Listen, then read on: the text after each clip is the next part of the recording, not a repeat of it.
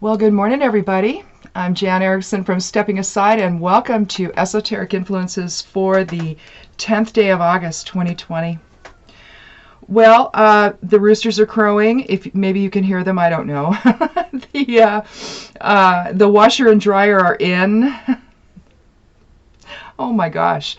It's nice to have something new. It's nice to have something that works, and so now we can wash our clothes. So it was pretty cool. I started a new deal on the blog, a new series on the blog called it's my pandemic journal. I think it's my it's actually a little more, well, I mean, it's not vulgar in the sense that you see the words, they're initialed. Anyway, you can go there. It's sticky to the top of the blog, I think.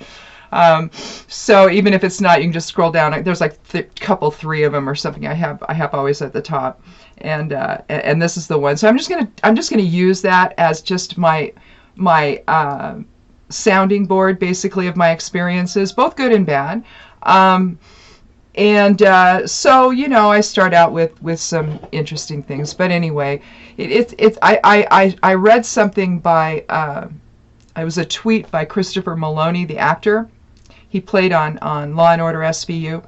If you don't know that, which you should, because he was on it forever. He played Elliot anyway, and he just basically talked about what we owe one another in this country, and that it isn't individual sovereignty that allows people to not wear a mask, that it's really something else inside of them. It's not that right now, during this collective thing that we're dealing with, I realize there's been a lot of confusion about the pandemic from the federal government. So I don't know. You have to look beyond them and know the truth here, and then behave accordingly.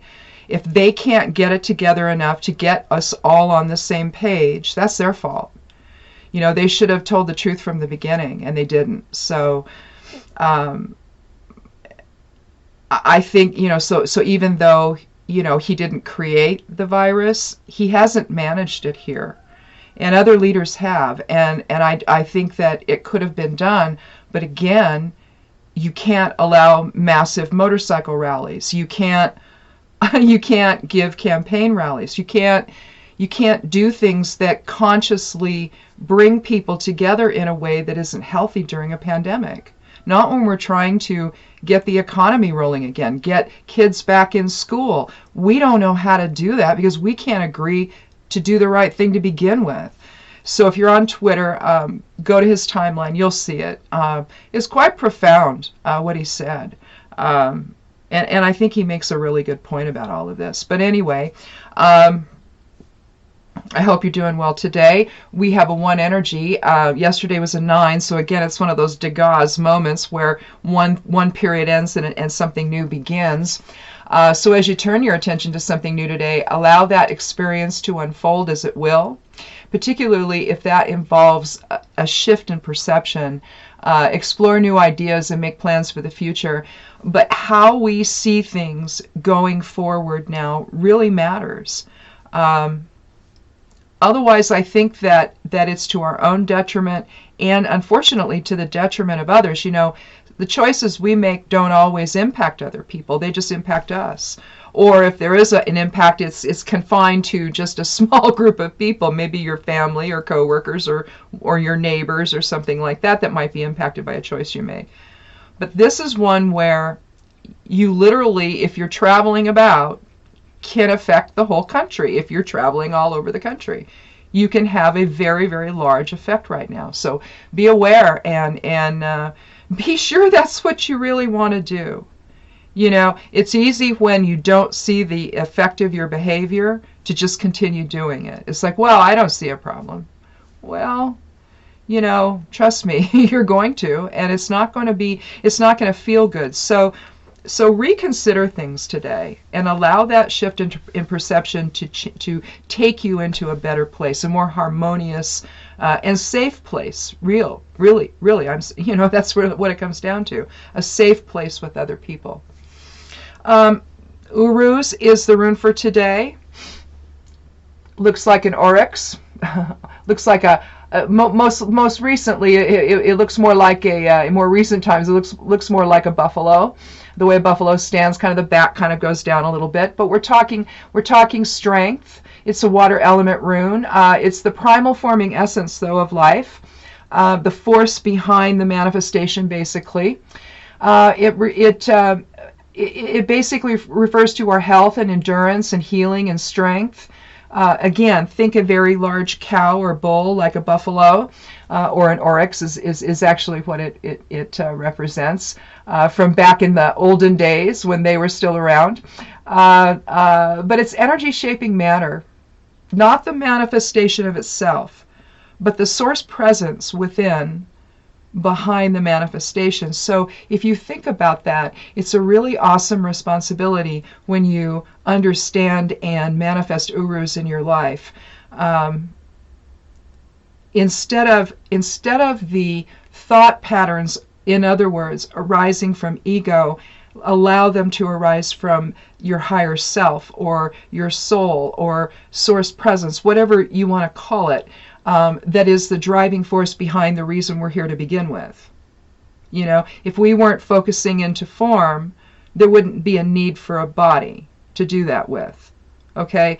Understand the integrative nature and the cause and effect basically between the soul and the body. The soul infuses into the body, and so if you didn't want to experience life in tangible form, you would make a different choice soul-wise. You wouldn't do this.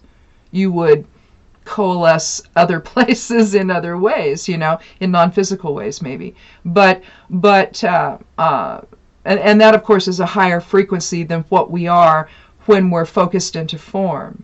And so it's like you take a piece of your oversoul and it expresses into these bodies. Well, the only reason again that they exist is so that it can do that. So realistically, when we shift perception away from the ego and back into spirit, then we're actually living our true reality.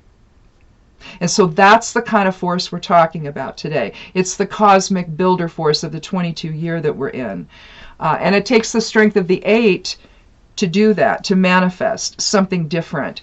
Because 8 is a leadership type of and justice and understanding the collective consciousness.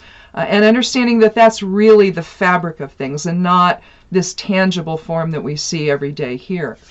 So for today, new thought patterns form today as perceptions continue to shift as you use the influence of Uruz to arrive at a unified understanding of what's at stake, especially health-wise. Alignment and shared understanding and truth is the preferred goal today.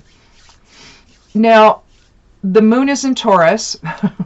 And if you've ever, now my mother was a Taurus, so I know firsthand, just like I know firsthand what Sagittarians and Scorpios and Virgos are like, because, you know, my husband's a Sagittarian, my youngest son is a Scorpio, my oldest son is a Virgo. And then, of course, I have Virgo rising, so it's just a really interesting, it was an interesting family unit because we had birthdays in August and then 2 in October because my youngest son and I were born in October. His wife was born in October. Now my oldest son's wife was born in January. So we have, you know, all these back-to-back months here where we have birthdays and we have the collective influence of the kind of the either kind of the either orness of things in a way, or maybe more intensification of things in a way. with those of us in well, you know, my youngest is at the end of October, but and then my daughter-in-law, his wife, and I are 2 days apart. Hers is on the 11th and mine's on the 13th.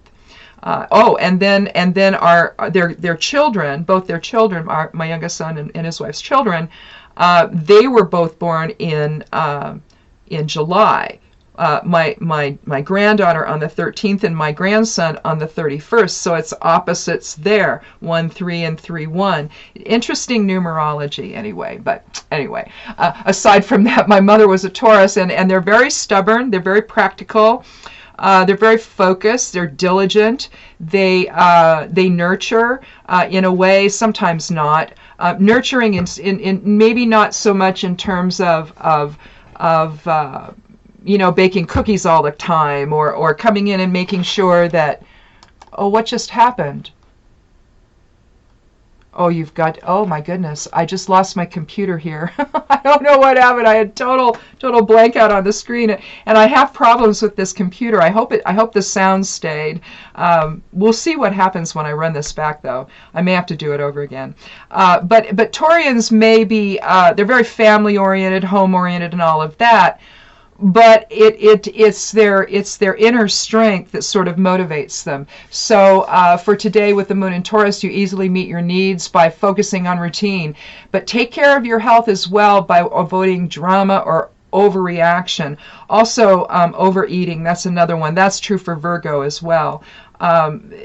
Food has a tendency to, well, and I mean, it affects your immune system, affects everything. If food if you're improperly combining things, you're eating too many things that are too concentrated, makes your system, it's hard for the system to process it all and then get rid of it, right?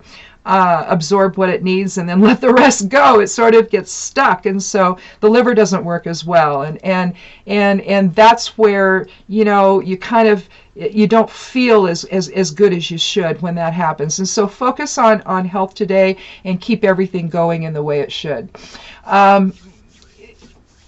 Health of all kinds, mind, body, spirit, really. The last part of the reading, the human design section, oftentimes is more external than it is internal, societal, in fact, versus immediate surroundings and immediate life. But today is a day for delegations, a little more personal today, especially, again, we're in a leadership vibration right now this month with its 8 energy. But today's a day for delegation of responsibility and resources if in a leadership role with others. Establish a shared goal, but allow for the inevitable learning curve as you give others the space and dignity to grow and develop in their new roles. It's like inverting the pyramid. Instead of the normal pyramid where the boss is at the top, you want to invert it, and you want to make your people the stars of the situation. Give them their mandate, give them their direction, and then let them go. Trust that they're going to, monitor, be involved, but at the same time, let them do their work. Let them make their mistakes, let them make their successes. It's all part of the process, right? Remain adaptable, sensitive to the needs of others, and know that the collaborative effort itself may actually be more important than the ultimate outcome. We have to learn how to work together. And oftentimes that happens at work, at our jobs. You learn how to collaborate. You learn how to cooperate. And hopefully you bring that same experience into your personal life and then into any other shared experience you have there out in the world with others. So people aren't always vying for position. A collaborative effect is really what's favored now. And so, on that shared path and direction with others, it really is. Whether you're talking about, something at work, or whether you're talking about, just being collaborative in the effects of the virus here and dealing with all of it. Be on the same page as everybody, and you should do fine then today. So I guess that's it. I'm going to go ahead and look at this and make sure that weird blip, but this computer has a tendency to reboot, and I don't know why. It's like a faulty hardware thing in there, and it's a newer computer, so I need to just take it in. But there's a pandemic. I don't know what to do. So anyway, I guess I'm just going to kind of roll with it and see how it goes. But I guess that's it, and we'll talk again tomorrow. I'm going to look at this and then go do the rune and tarot video. And so look for both on the blog over at imsteppingaside.com, and have a wonderful day. Be good to yourself. Be good to one another. Wear a mask if you go out, and blessed be.